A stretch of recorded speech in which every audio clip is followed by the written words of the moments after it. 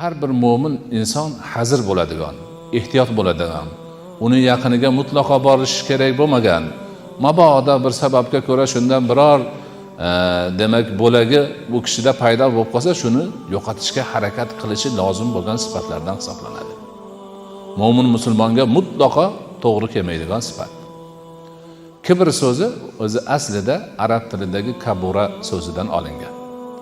Kibr, mutakabbir, kibriyo deyiladi. Hammasi kattalik, ya'ni o'zini katta tutish, o'zini boshqalardan afzal bilish, men ulardan ustunman, ular mendan past degan e'tiqodda bo'lishni va shunga taqozo qiladigan gap, so'z, xatti harakat, amallarni qilishni kibr deydi.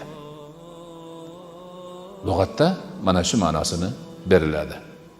Payg'ambarimiz alayhisolatu vassalom kibrni ta'rifida aytganlarki, huwa, ya'ni kibr batarul haqqi va ghamtun nasi.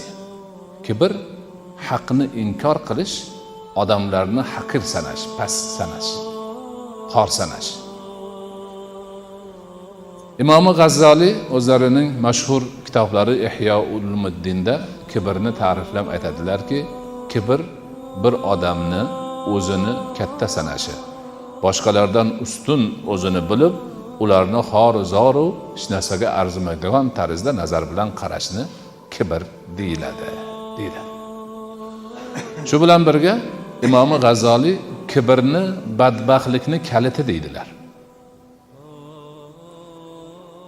Hushyorlik, odob axloqli bo'lish saodatni kaliti deydilar. Mutakabbir bo'lish va g'ofillik badbaxtlikni kalitidir deydilar.